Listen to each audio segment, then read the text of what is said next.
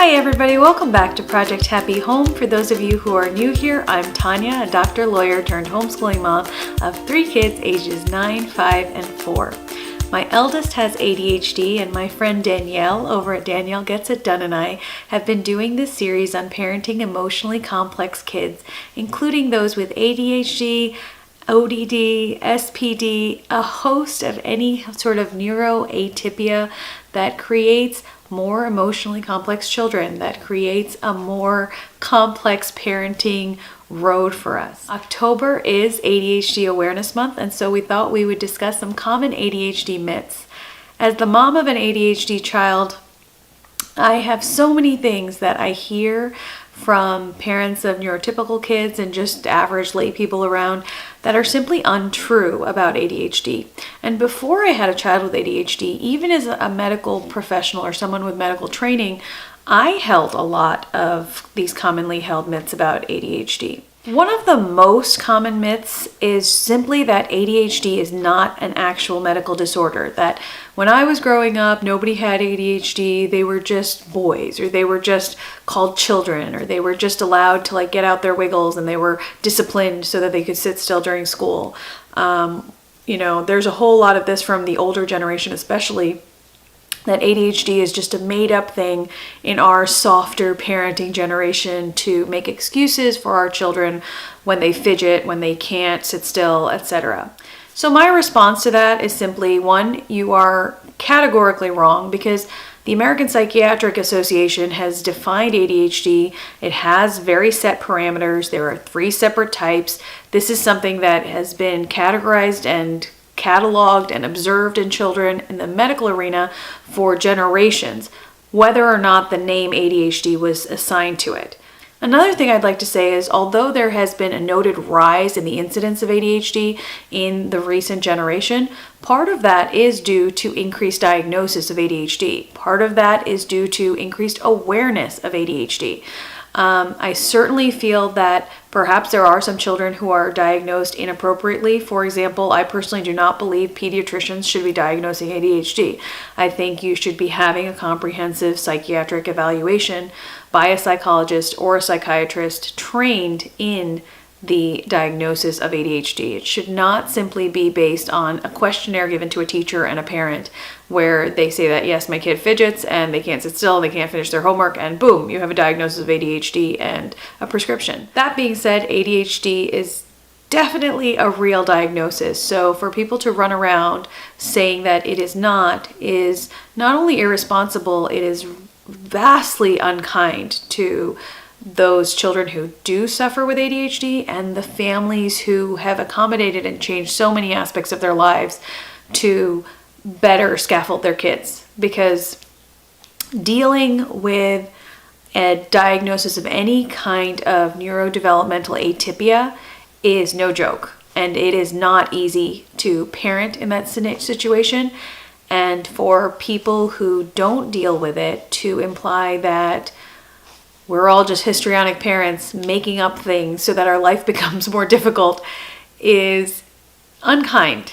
And that's all I'll say on that. Another offshoot of this myth is that people who receive special accommodations for their ADHD are getting a free ride. For example, IEPs or individualized educational plans for children in schools who have ADHD sometimes are regarded as a free ticket. That kid, you're making it easier on them to get a good grade. I take great exception to that again, because the school system is trying its best to accommodate for the needs of children who simply cannot thrive in that type of environment.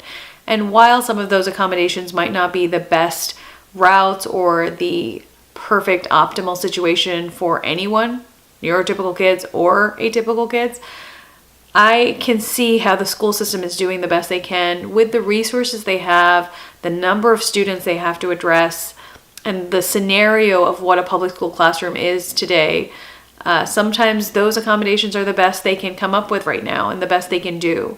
Let me assure you that it does not give children who have a legitimate diagnosis of ADHD a free ride, because doing half the problems is still sometimes difficult in that allotted amount of time for that particular child. sometimes being sent off to a table by yourself. Children don't really want that. So sometimes the accommodation, even though it's trying to help, isn't like the nicest thing for them. So again, be careful with what you say, especially if you're not dealing with a situation like that. So a third common myth about ADHD is that they will simply outgrow this. This is just boys being boys. This is just a phase. This is just because they haven't reached, middle school yet. This is just because of X, Y, and Z. No, it's not. This is a neurodevelopmental disorder. This is something that is legitimately happening in this child's brain that is preventing them from having socially acceptable reactions for their age, socially acceptable behaviors for their age. And while we know that ADHD children often have delayed brain maturation that prevents them from acting their age in many common scenarios, they will lag behind by an average of 3 to 5 years in behaviors and emotional responsiveness in many areas, as well as executive functioning skills in the arena of taking care of themselves and their belongings and being responsible for their schoolwork, etc.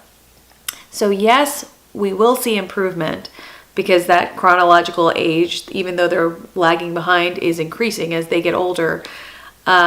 A lot of the improvement that family members and stuff will see is because of all of this unseen scaffolding that is being achieved by their parents, by their peers, by their siblings, by their coaches and teachers, etc. So for the people who imply that, they're just growing out of it, and because they've turned 9 or 10 or whatever, they're just getting more mature, is on the one hand true, because their brain maturity, while lagging, is increasing in chronological age. It's also untrue because so much of the improved behavior is due to the scaffolding, is due to the practice and the repetition, etc. And sometimes when people say, he'll just grow out of it, or he's so much better now because he's older, it really does minimize all of that effort that goes into that scaffolding. So if you are the parent of an ADHD child and you hear that, take a breath and remind yourself that sometimes these people don't understand all that unseen effort that goes into it.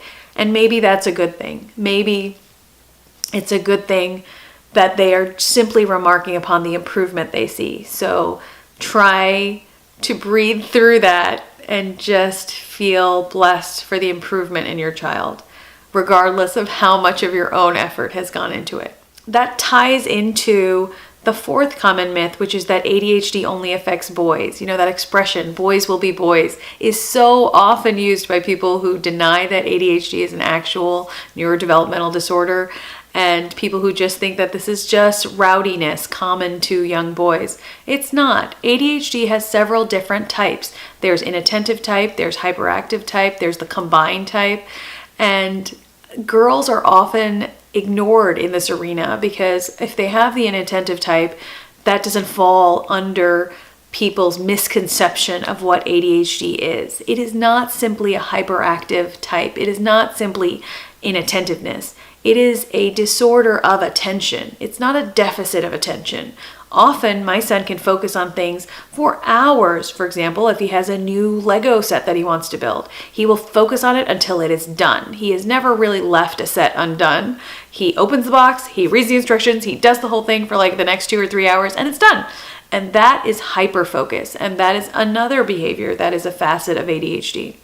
A lot of girls can be misdiagnosed, or their ADHD can go unnoticed because they don't exhibit any of the hyperactive kind of qualities of ADHD. They exhibit more of those inattentive behaviors or disordered attention behaviors, where they will hyper-focus on things but not be able to tear their attention away at appropriate times, or not be able to switch attention from one thing to another well, etc. It's not as loud and disruptive of a type of ADHD as the hyperactive type. So they might not even alert their parents to the fact that they're having these issues until school becomes a little bit more difficult, until middle school, high school, etc.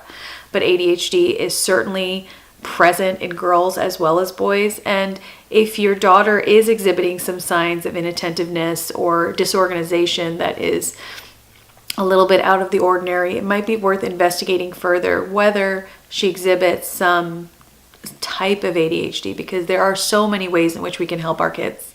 Another common myth of ADHD goes hand in hand with all the others, that ADHD is due to bad parenting, that parents are soft and they're tolerating this behavior and this babyishness from this older kid, etc. This tantrum, this outburst, this meltdown. They're just letting this happen, and they're letting their kid fidget, and they're letting their kid get away with not doing their homework, and they're letting them get away with losing their things, etc.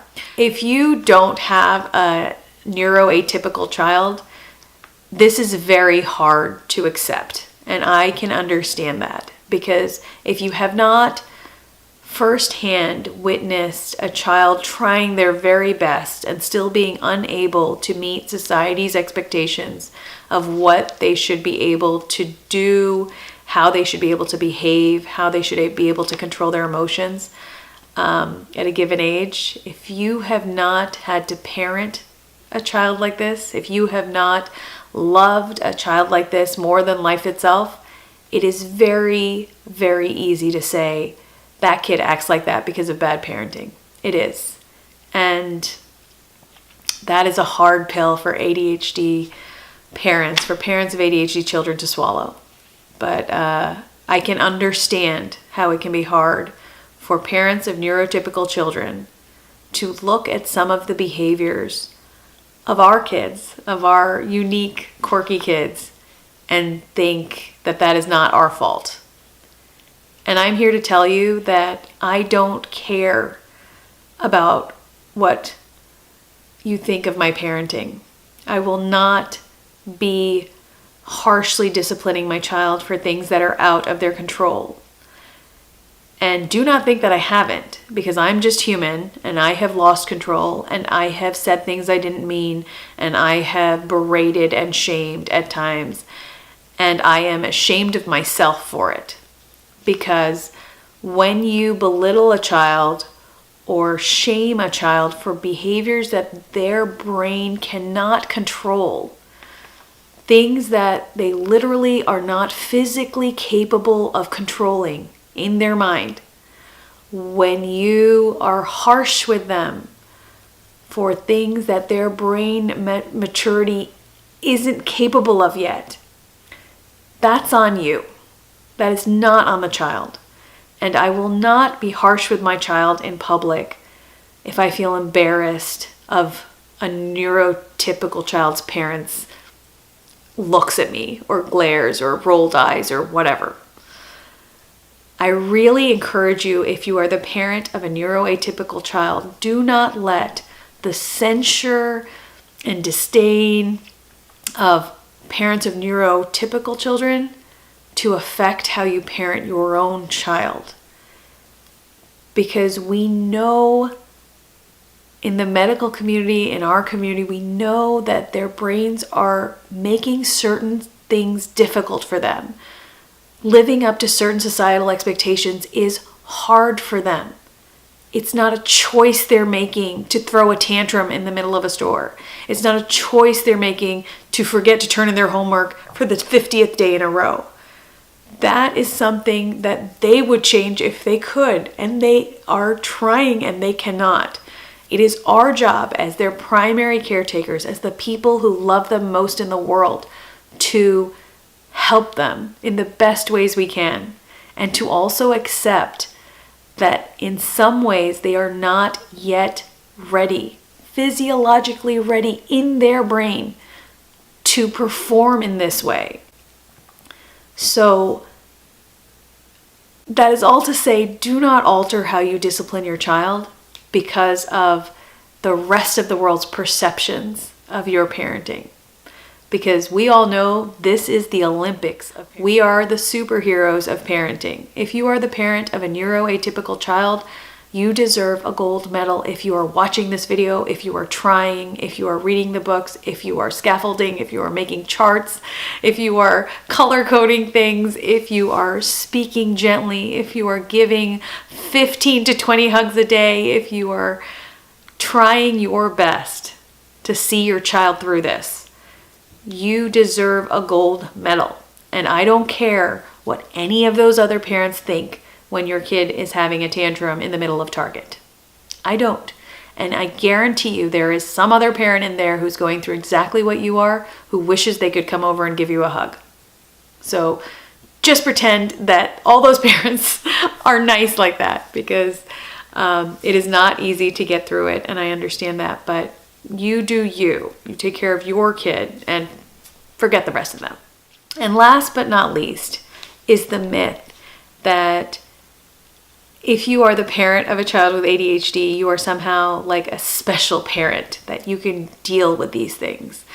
You are just a regular person, and life has handed you a certain set of circumstances. And it is not an easy set of circumstances. I don't care where on the spectrum of atypia your child falls. Parenting is hard when you have a totally run-of-the-mill kid. It is hard to constantly be at the beck and call of a small child, a small mammal that you have to raise and make sure survives into adulthood in a way that leaves them emotionally secure and well-educated and not addicted to any kind of substance. When you throw in a neurodevelopmental atypia, that task, the gargantuan task of parenting, becomes that much harder. We are not extraordinary people when we start, but we can become extraordinary in the way we parent because of our wonderful child. I am not a perfect parent by any means. I mess up a lot. But I know for a fact that I am a better parent than I would have been without my son. And I am a better parent to him, but I'm also a much better parent to my girls, because I have to think about every word that comes out of my mouth. And I have to think about how we do our activities and how we schedule our day and how I can best create an environment where they can follow our house's rules and society's rules, etc., without shaming them or belittling them, etc.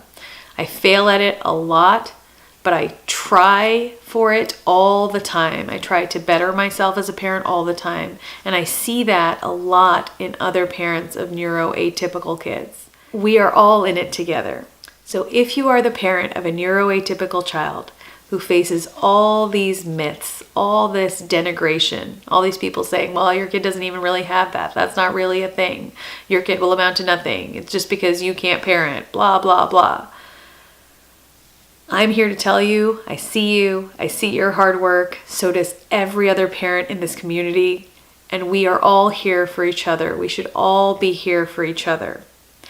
And the more that we can help our kids, the more extraordinary the world will be because of it, because they are the creatives. They are the neuroatypicals. They are the ones who will have the brand new ideas that nobody else has had. They are the ones who will change this world. And I believe that too, just as strongly as anything else. So congratulations to you. Congratulations to me for getting through another day. And go ahead and tell all those people who don't think whatever your child is going through is a real thing. Take a breath, smile and nod and walk away, because you don't need that kind of negativity in your life.